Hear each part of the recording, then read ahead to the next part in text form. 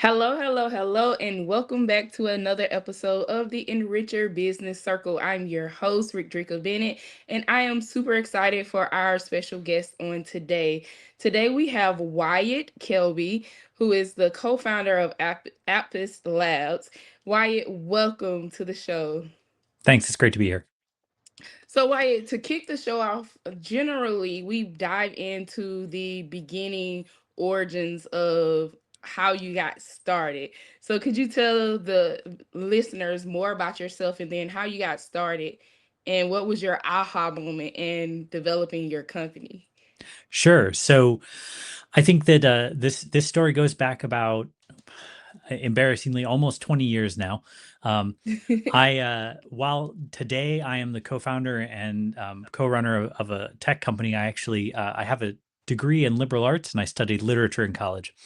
After that, I decided I really needed to make a little money, and so I found through my hobby of building websites when I was in high school, found a job working in digital marketing and parlayed that into a job in software engineering at a sort of failing startup in in the Bay Area. Um, that was enough to get my feet wet, and I got into engineering. So I spent about 2 years there. After 2 years there, and sort of getting an eye on what being a software engineer in the early 2000s was like, um, I found myself having breakfast with my friend from high school who had a background in software engineering. He was working at Amazon. He'd previously worked at Microsoft. And we got to talking about our sort of dissatisfaction with the way that the industry worked. And we agreed to quit our jobs and start a company. And then, as we like to say, it hasn't failed yet. I think the aha moment for us, as you prompted, was really, like I said, a dissatisfaction with sort of the work culture of the early 2010s era software development. It was very company centric. Like I said, I worked at a startup, and my co-founder Noah, he worked at Amazon, and we found that we were um, you know working 60, 70 hour weeks, and that was both unfulfilling, but we also found it was really unproductive. um, Mm. Software development, like a lot of careers, is creative work. You spend all day sort of thinking and then putting something down on paper that didn't exist before, building tools, building web apps, building websites. And 60, 70 hours of creative work in a week is not really viable. And so we set about to build a company that was really focused on working sustainably, and that's what we've tried to do for the last decade plus. Awesome. I love that. I know some our origins have some similarities because I started out doing websites and then dived into the marketing space as well. But I want to kind of dive in more about the software Mhm. part because I know you deal with looking at questions and finding answers and the process that goes along with that. So how how do you go through that process? Sure. So we build custom software for other businesses, Okay. and that is usually, and the thing that I find most interesting, that usually means we start by learning what other people's businesses do. So we have to figure out not only what do they say they want us to build, but what do they actually need us to build, and that means learning, depending on the business, anything from the pick, pack, and ship operation at a warehouse to the actual like daily data entry tasks of their sales agents, or any number of things, right? Depending on the specific business. So the part that I find really fun and engaging still to this day is that opportunity to meet people working in other spaces, other industry verticals, really learn what their business does, how they think about the world, and then work with them to translate that process into something that the computer can understand. And then through that, hopefully what we're doing is we're making that process more efficient. We're eliminating bottlenecks. We're enabling people to do more in a single day than they were able to before. And so, in doing that, do you guys start off with? I know you mentioned you look at what people say they need, but then you also look at what they're trying to accomplish. So, do Mhm. you guys do some type of audit to go through that process? Because a lot of people say they need something, but it may not necessarily be what they exactly need. Sure. Yeah, we really try to get people to talk about their needs in terms of goals, right? Instead of in terms of solutions. And Okay. so like a good example might be that someone might come in and say, I don't know, let's say that they're in an insurance space, right? And they say, I need a tool that lets me submit this insurance form to the insurance company. Um, and that's sort of solutions oriented. And what I want to know is what is their actual goal, right? And so the conversation might ensue where we prompt them about thinking about it in terms of what do they want at the end of the process, right? And what they want is they want their current employees to be able to do their work faster, right? And that helps us identify, is the need actually like this submission process, or is there something else about their business workflow that is actually the real bottleneck or the point that's slowing them down? Um, and so reframing, I find that reframing sort of the conversation about custom software to a conversation about end goals really lets us step in as hopefully consultants and experts in the space to say, usually, hopefully, hey, you don't need us to build that. You don't need us to build anything, right? Our goal is to really pare down the actual software that gets built and the technology that gets deployed, which is kind of the opposite of what puts money in the bank account, but really I think is what's best for our clients. And we want to make sure that we're building only what is actually necessary to achieve end goals. Awesome. And with that, from your expertise, especially being an entrepreneur, having a background in software engineering, looking at different systems and building websites, what have you found has been one of the main bottlenecks in many of the companies that you've kind of worked with? It really is really varied up across different industries, right? I think that the most common thing that we end up doing is we're taking some sort of current manual process and we are automating steps along the way. And those manual steps can be anything from, validation that is easy to offload to a computer. So that's saying, again, we'll take a medical space as an example. We've done a lot of work in medical spaces, right?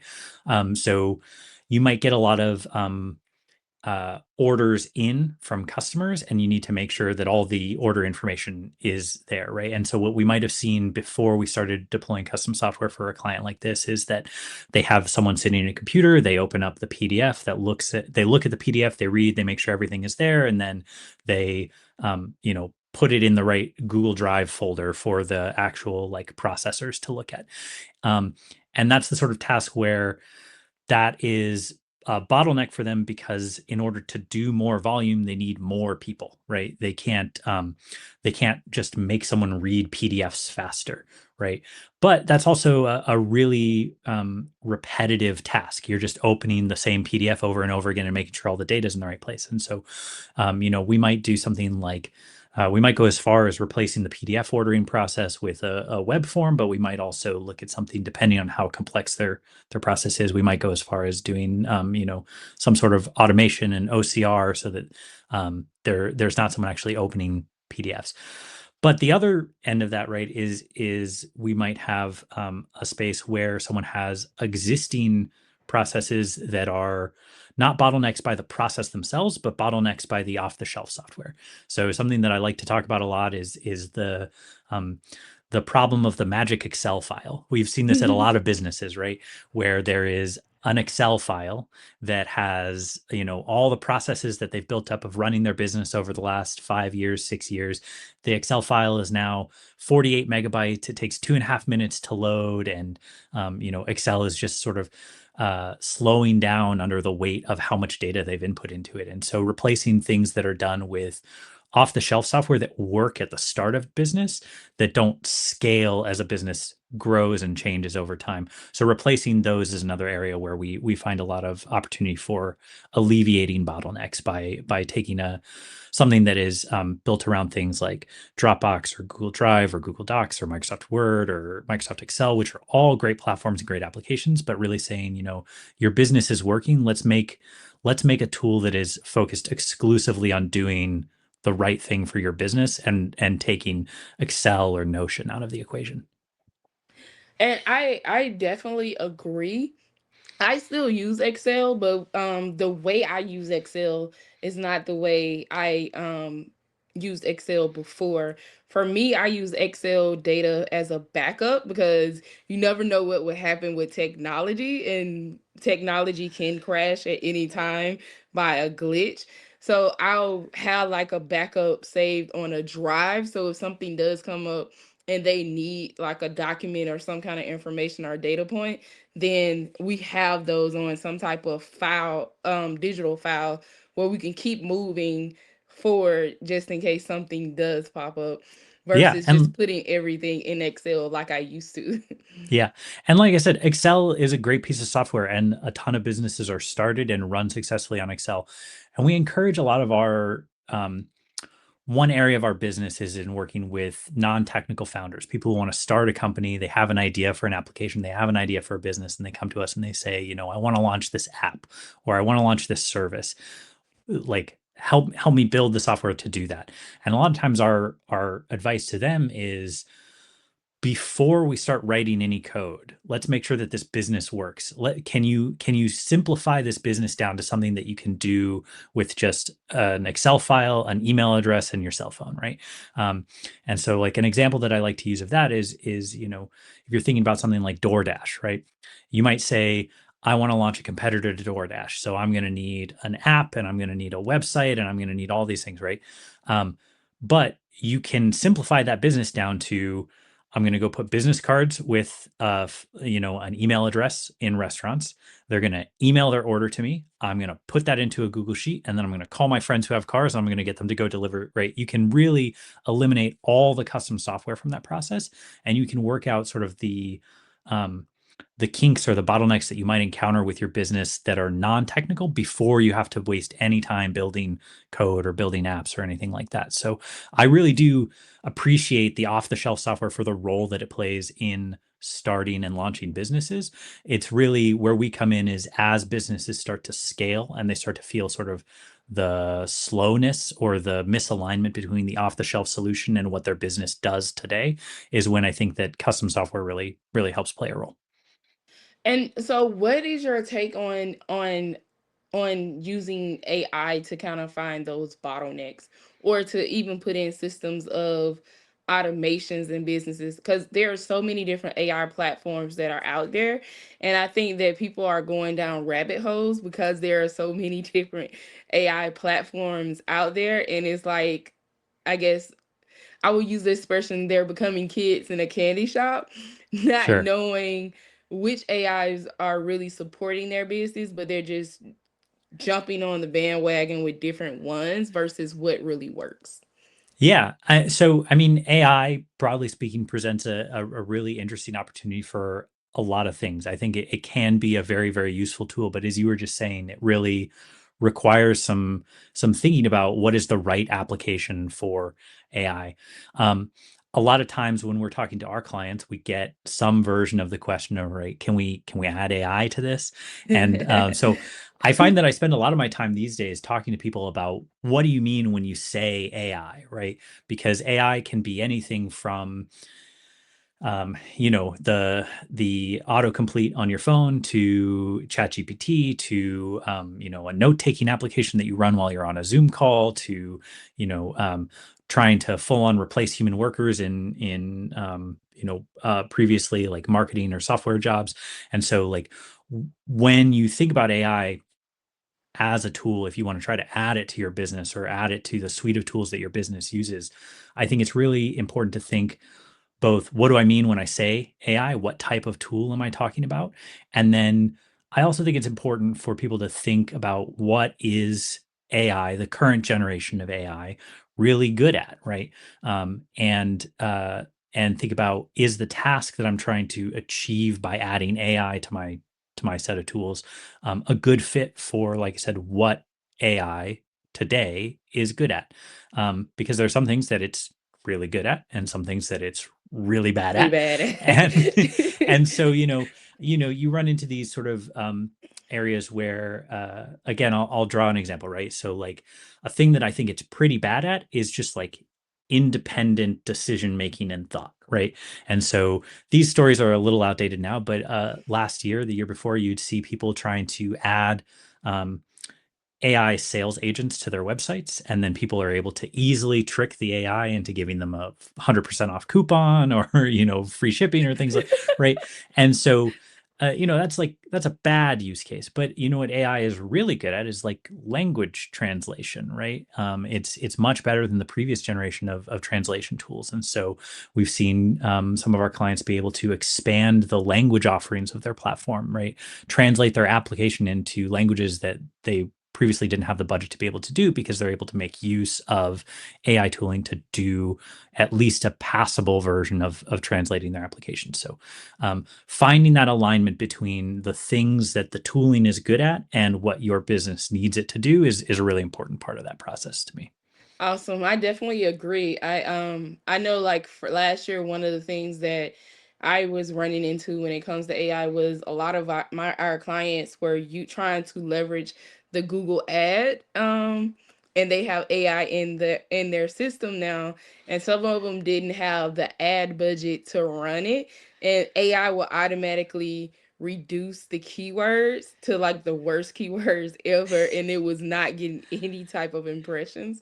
So I definitely agree with looking at what you're using AI for first and then going moving forward from there. So when you're building your systems and you're helping entrepreneurs to scale in a sense because you're removing bottlenecks for growth, Mhm. what is the point, or what point do you think they should really start to look into, okay, I need some type of digital system to move forward? Sure. I don't have like a one size fits all prescription, right? I think that the thing that I'll say is that there's always time to have the conversation, and most of the time, I think the answer is probably going to be no. We don't need a new tool here, right? A lot of times, you can find efficiencies without adding new systems. Usually, adding a new tool or deploying new software introduces new overhead, new burdens for learning, new trainings, all sorts of stuff that you don't want to tackle. So ideally, the outcome is we talk about something that we think is a bottleneck and we say, there's a better way to fix this. We don't need an application. It's when we do need an application that I think my team can really step in. The point at which that happens is really, really different depending on what kind of business you're looking at, right? You know, here in the town where I live, there's a great little local coffee shop. They probably will literally never need my work, right? They have a website, but they run their website through Squarespace, and that works perfectly for them, right? There is no point at which the coffee shop is going to need me to build an app for them. But as an alternative, there's a company that we work with. This great guy out of Chicago. He has an application for teaching baseball strategy, right? So the mental side of the game of baseball, and his whole thing is he wanted to make that accessible to people in little league or youth leagues, right? And so from day one, he was like, I need this to be an app. I need this to be on phones to make it accessible to the audience, right? And so for him, it literally he couldn't start his business without us helping him build an application to achieve his goal. So really it's highly dependent on what your business is. But I think at any point of growth, whether you are in just have an idea and are about to launch, or you've been in business for 10 years and you've got something that you think is working, it is worth the 30 minutes, 45 minutes, hour to have a conversation to say, could we add technology here? And hopefully the answer is no, because even though that, like I said, that's how I make money. Hopefully the answer is no, because there's a lot of overhead in building and deploying software. But if the answer is yes, then I think our team is a great fit for helping. Awesome. And then even with software engineering now, and knowing that AI is becoming even more heavy in the industry, what is your take on those who are software engineers who have companies, and then they have people who are using AI, using platforms like Lovable and Claude Code and Mhm. things like that to build different things? Because I I think the platforms are okay, But for me, I don't feel like if you're going to launch an app on that, that the security level is there that you would actually need for your business. Yeah, I think again, I'm sorry that I'm answering every question this way, but I think it depends, right? So, us and our team, everyone on our team uses some sort of AI tooling for writing software. I use Claude Code. Other people on my team might use GPT or Google's Gemini. It can be very, very helpful. And one thing that I like about these tools is that I think it's really lowered the barrier to entry for like that proof of concept stage, Mhm. right? Where you say, I think there should be a website that does this. I want a website or I want a mobile app that does this, right? It allows the non-technical founders to sort of get their idea on paper with less without needing a budget, without needing to raise money. It lets them experiment and again, like I said, work through some of the issues that might be non-technical in their business, right? Does their Okay. business model work? Does their revenue model work? Those sorts of things. But to what you said, right, about the security, about really launching a business, one that's going to support hundreds, thousands of customers, one that's going to take in real data. If you're working in any sort of regulated industry, if you're taking, if you're in education and you're pulling in information about kids in classrooms, if you're in healthcare and you're pulling in people's health information, I think that that is exactly the type of place where even if the engineers that you're working with are using AI tooling to help them do their jobs, still having that experienced developer behind the controls who can really guide the system today is still a necessary piece. I don't know about a year from now, right? The technology changes all the time, but today I think it is still a very important part of the process to have a knowledgeable software engineer who is running the tools, even if those coding tools like Lovable and Claude Code make the process faster. The experience and the sort of um, education and background in systems design and thinking about security and networking and all those sorts of things really goes a long way in making sure that the output of these tools is of a quality where you can build a business on top of them. Awesome. I definitely agree because I really feel like there is going to be a level of security going there because I see people who are restaurant owners and things like that using platforms like Lovable for their businesses and they're taking people's personal data and I'm like that could be a lawsuit waiting to happen without having a person behind you actually making sure that the encryption and things are in order. Yeah. It's definitely something to think about, but I think that um, as I said, if that restaurant owner has a great idea and they want, like I said, a proof of concept, something to sort of play with in the real world and think about, is this something that I want to pursue further? Those platforms offer a great opportunity to get your feet wet. And then when it starts to work, when you start thinking, I should really get customers on this or I should deploy this at a broader scale, that's when I think it's worth talking to someone who has a background in building secure systems at scale, at scaling applications, that sort of stuff. Awesome. Well, Wyatt, thank you so much for hopping on the show on today. And could you tell our audience how they can find you or connect with you? Sure, absolutely. I've had a great time. If people want to have a conversation about their own business or their idea for a business, you can find me at apsis.io. There's a contact form, and that's as hard a sell as you're going to get from me. Awesome. Well, Wyatt, thank you so much for giving us insights on software engineering and on the understanding of bottlenecks and starting how to find your bottlenecks in the beginning of your business as well. And to all of our listeners, thank you for listening in on today. We hope you have a great day and we'll see you at the next episode.